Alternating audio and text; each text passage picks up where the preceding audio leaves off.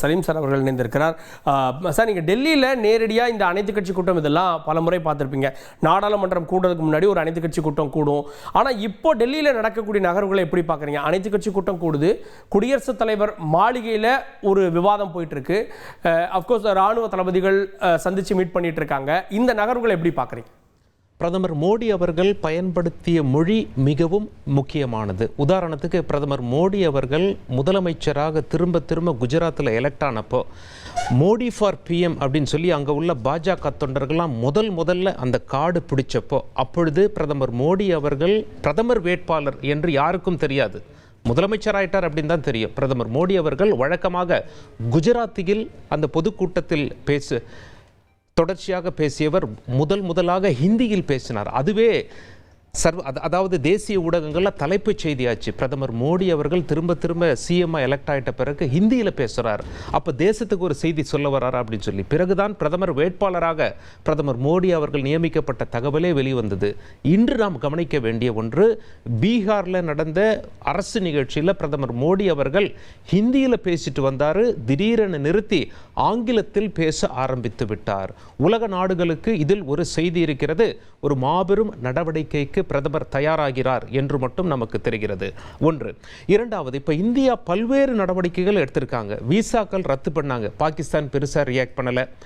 Attari Wagah border இது எங்கே இருக்குன்னு கேட்டிங்கன்னா பஞ்சாபில், இந்தியா பாகிஸ்தான் இல்லை, அது ஒரு வர்த்தக பார்டர் அப்படின்னு சொல்லலாம். பொதுமக்கள் கூட போய் பார்க்கலாம், தினமும் சாயந்தரம் அங்கே பரேட்லாம் நடக்கும். அந்த பார்டர் க்ளோஸ் பண்ணாங்க, பாகிஸ்தான் பெருசாக ரியாக்ட் பண்ணல. சிந்து நதி, இண்டஸ் ரிவர் வாட்டர் ட்ரீட்டி என்று ஒன்று இருக்கிறது, அதில் கை வைக்கும்போது பாகிஸ்தான் கொந்தளிக்கிறது, இது போராக கருதப்படும் என்றெல்லாம் பேசி வருகிறது. இந்த நதிநீர் ஒப்பந்தமானது 65 ஆண்டுகால ஒப்பந்தம். 1960 இந்த ஒப்பந்தத்தை போட்டாங்க. இந்த ஒப்பந்தம் போட காரணம் என்ன?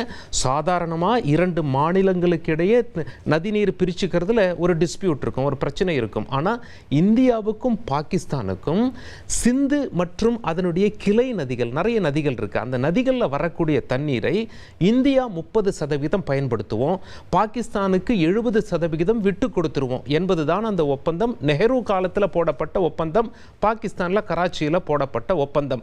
அந்த 70% தண்ணீரை நம்பித்தான் பாகிஸ்தானில் விவசாயம் நடந்துட்டு இருக்கு. அது மட்டும் இல்லாமல் அவங்களுடைய மின்சார தயாரிப்பு அதெல்லாம் நடக்குது. ஒருவேளை இந்தியா மனசு வச்சா நம்ம அதிகமாக தண்ணீரை அங்கே அனுப்பினாலும் அங்கே வெள்ளக்காடாக மாறும், தண்ணீரையே நாம் அனுப்பலை அப்படின்னாலும் அங்கே வறட்சி வரும்.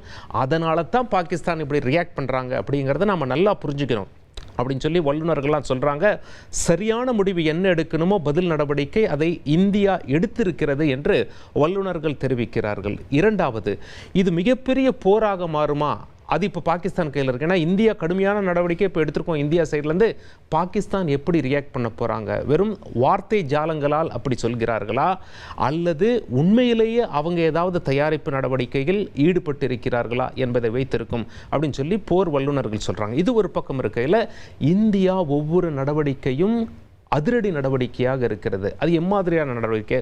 அனைத்து கட்சிகளை கூட்டி அனைத்து கட்சிகளுக்கும் தகவல் தெரிவிப்பது அரசினுடைய கடமை, அதை அரசு செய்து வருகிறது. அது மட்டும் இல்லை, ஒவ்வொரு மிக முக்கியமான நாட்டின் தூதர்களையும் அழைத்து இந்த மாதிரி ஒரு தாக்குதல் நடந்திருக்கு அப்படின்னு சொல்லி அவங்களுக்கும் பிரீஃபிங் கொடுக்குறாங்க.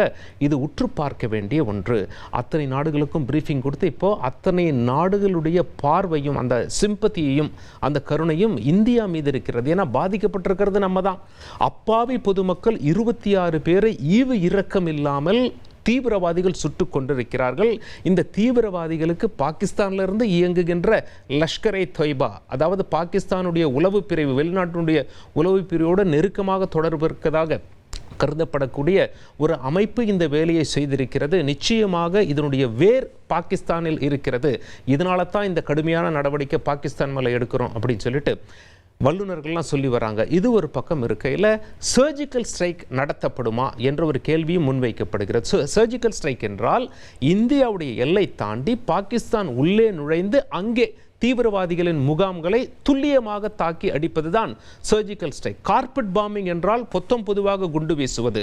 சர்ஜிக்கல் ஸ்ட்ரைக் என்றால் எப்படி சர்ஜரி செய்கிறோமோ, ஆபரேஷன் செய்கிறோமோ, அதுபோல துல்லியமாக தீவிரவாதிகளுடைய முகாம்களை தாக்கி அழிப்பது. ஏற்கனவே இந்தியா ஒரு சர்ஜிக்கல் ஸ்ட்ரைக் நாம் அங்கே செஞ்சுருக்கோம் பாகிஸ்தானில். மீண்டும் அதற்கான நேரம் வந்து விட்டதா? ஆனால் தற்பொழுது எதையும் உறுதியாக சொல்ல முடியாது. ஏன்னா இதெல்லாம் இராணுவ ரகசியங்கள். ஆனால் இந்தியா எடுக்கிற படிப்படியான நடவடிக்கை, முதல்ல விசா ரத்து, பிறகு வர்த்தகம் கட்டு, இப்பொழுது நதிநீர் கட்டு. நதிநீர் கட்டில் தான் பாகிஸ்தான் இவ்வளோ பெரிய ரியாக்ஷன் கொடுத்திருக்கிறத நாம் பார்த்து கொண்டிருக்கிறோம்.